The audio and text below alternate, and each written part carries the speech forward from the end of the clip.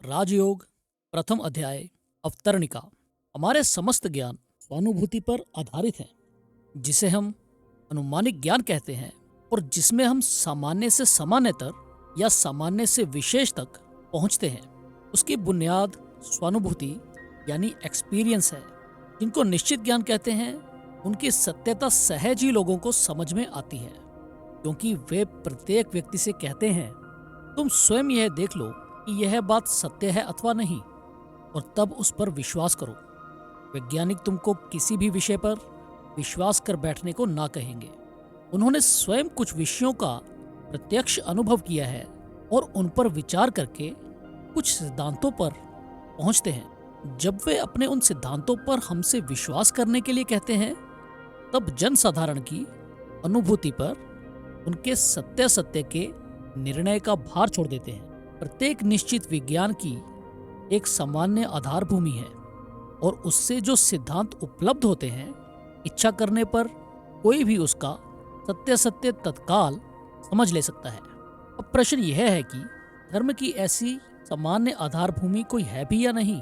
हमें इसका उत्तर देने के लिए हाँ और नहीं दोनों कहने होंगे। संसार में धर्म के संबंध में सर्वत्र सामान्यतः ऐसी शिक्षा मिलती है कि धर्म केवल श्रद्धा और विश्वास पर स्थापित है, और अधिकांश स्थलों में तो वह भिन्न भिन्न मतों की समष्टि मात्र है। यही कारण है कि धर्मों के बीच केवल लड़ाई झगड़ा दिखाई देता है। ये मत फिर विश्वास पर स्थापित है। कोई कोई कहते हैं कि बादलों के ऊपर एक महान पुरुष है, वही सारे संसार का शासन करता है, और वक्ता महोदय केवल अपनी बात के बल पर ही मुझसे इसमें विश्वास करने को कहते हैं। मेरे भी ऐसे अनेक भाव हो सकते हैं जिन पर विश्वास करने के लिए मैं दूसरों से कहता हूँ, और यदि वे कोई युक्ति चाहें, इस विश्वास का कारण पूछें, तो मैं उन्हें युक्ति तर्क देने में असमर्थ हो जाता हूँ। इसलिए आजकल धर्म और दर्शन शास्त्रों की इतनी निंदा सुनी जाती है। प्रत्येक शिक्षित व्यक्ति का मानो यही मनोभाव है, ओहो ये धर्म कुछ मतों के गट्ठे भर हैं। उनके सत्य विचार का कोई एक मापदंड नहीं, जिसके जी में जो आया बस वही कह गया। किंतु ये लोग चाहे जो कुछ सोचें, वास्तव में धर्म विश्वास की एक सार्वभौमिक भित्ति है। वही विभिन्न देशों के, विभिन्न संप्रदायों के, भिन्न भिन्न मतवादों और सब प्रकार की विभिन्न धारणाओं को नियमित करती है। उन सबके मूल में जाने पर हम देखते हैं कि वे सभी सार्वजनिक अनुभूति पर प्रतिष्ठित है। पहली बात तो यह है कि यदि तुम पृथ्वी के भिन्न भिन्न धर्मों का जरा विश्लेषण करो, तो तुमको ज्ञात हो जाएगा कि वे दोनों श्रेणियों में विभक्त है। कुछ की शास्त्र भित्ति है, यानी कि रिलीजन्स ऑफ बुक, और कुछ की शास्त्र भित्ति नहीं, यानी कि रिलीजन्स विदाउट बुक। जो शास्त्र भित्ति पर स्थापित हैं, वे सुदृढ़ हैं। उन धर्मों के मानने वालों की संख्या भी अधिक है। जिनकी शास्त्र भित्ति नहीं है, वे धर्म प्रायः लुप्त हो गए हैं। कुछ नए उठे अवश्य हैं, पर उनके अनुयायी बहुत थोड़े हैं। फिर भी उक्त सभी संप्रदायों में यह मतैक्य दिख पड़ता है कि उनकी शिक्षा विशिष्ट व्यक्तियों के प्रत्यक्ष अनुभव मात्र है। ईसाई तुमसे अपने धर्म पर, ईसा के अवतार पर, ईश्वर और आत्मा के अस्तित्व पर, और उस आत्मा की भविष्य उन्नति की संभवनीयता पर विश्वास करने को कहता है। यदि मैं उससे इस विश्वास का कारण पूछूं, तो वह कहता है यह मेरा विश्वास है। किंतु यदि तुम ईसाई धर्म के मूल में जाओ, तो देखोगे कि वह प्रत्यक्ष अनुभूति पर स्थापित है। ईसा ने ऐसा कहा है, मैंने ईश्वर के दर्शन किए हैं। उनके शिष्यों ने भी कहा है, हमने ईश्वर का अनुभव किया है, आदि आदि। बौद्ध धर्म के संबंध में भी ऐसा ही है। बुद्ध देव की प्रत्यक्ष अनुभूति पर यह धर्म स्थापित है। उन्होंने कुछ सत्यों का अनुभव किया था, उन्होंने उन सबको देखा था, वे उन सत्यों के संस्पर्श में आए थे, और उन्हीं का उन्होंने संसार में प्रचार किया। हिंदू के संबंध में भी ठीक यही बात है। उनके शास्त्रों में ऋषि नाम के संबोधित किए जाने वाले ग्रंथकर्ता कह गए हैं, हमने कुछ सत्यों के अनुभव किए हैं, और उन्हीं का वे संसार में प्रचार कर गए हैं। अतः यह स्पष्ट है कि संसार के समस्त धर्म उस प्रत्यक्ष अनुभव पर स्थापित है, जो ज्ञान की सार्वभौमिक और सुदृढ़ भित्ति है। सभी धर्माचार्यों ने ईश्वर को देखा था। उन सभी ने आत्मदर्शन किया था। अपने अनंत स्वरूप का ज्ञान सभी को हुआ था। सबने अपनी भविष्य अवस्था देखी थी और जो कुछ उन्होंने देखा था उसी का वे प्रचार कर गए। भेद इतना ही है कि इनमें से अधिकांश धर्मों में विशेषतः आजकल एक अद्भुत दावा हमारे सामने उपस्थित होता है, और वह यह है कि इस समय यह अनुभूतियां असंभव है। जो धर्म के प्रथम संस्थापक थे, बाद में जिनके नाम से उस धर्म का परिवर्तन हो और प्रचलन हुआ, ऐसे केवल थोड़े व्यक्तियों के लिए ही ऐसा प्रत्यक्ष अनुभव संभव हुआ था। अब ऐसे अनुभव के लिए कोई रास्ता नहीं रहा। फलतः अब धर्म पर विश्वास भर कर लेना होगा। इस बात को मैं पूरी शक्ति से अस्वीकृत करता हूँ। यदि संसार में किसी प्रकार के विज्ञान के किसी विषय की किसी ने भी प्रत्यक्ष उपलब्धि की है, तो इससे इस सार्वभौमिक सिद्धांत पर पहुंचा जा सकता है कि पहले भी कोटि कोटि बार उस उपलब्धि की संभावना थी और भविष्य में भी अनंत काल तक उसकी उपलब्धि की संभावना बनी रहेगी। एक रूपता ही प्रकृति का एक बड़ा नियम है। एक बार जो घटित हुआ है वह पुनः घटित हो सकता है। इसलिए योग विद्या के आचार्यगण कहते हैं कि धर्म पूर्वकालीन अनुभवों पर केवल स्थापित ही नहीं, वरन इन अनुभवों से स्वयं संपन्न हुए बिना कोई भी धार्मिक नहीं हो सकता। जिस विद्या के द्वारा ये अनुभव प्राप्त होते हैं उनका नाम है योग।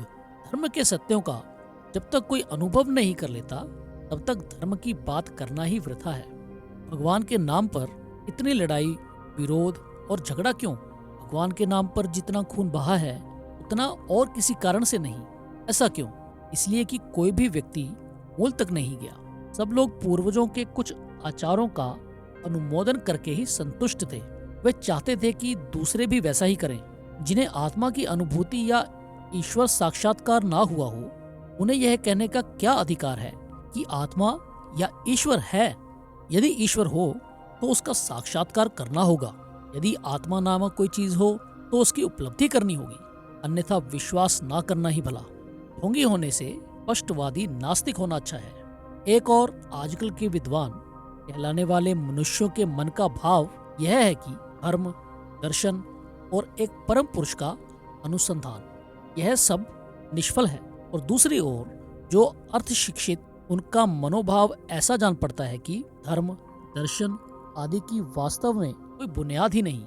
उनकी इतनी ही उपयोगिता है कि वे संसार के मंगल साधन की बलशाली प्रेरक शक्तियां हैं।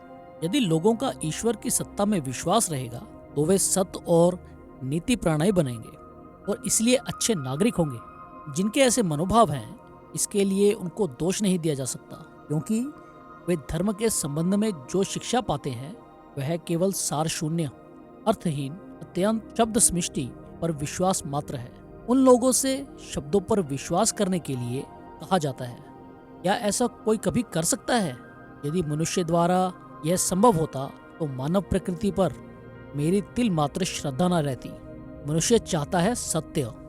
वह सत्य का स्वयं अनुभव करना चाहता है, और जब वह सत्य की धारणा कर लेता है, सत्य का साक्षात्कार कर लेता है, हृदय के अंतरतम प्रदेश में उसका अनुभव कर लेता है, वेद कहते हैं, तभी उसके सारे संदेह दूर होते हैं, सारा तमोजाल छिन्न भिन्न हो जाता है और सारी विकृता सीधी हो जाती है।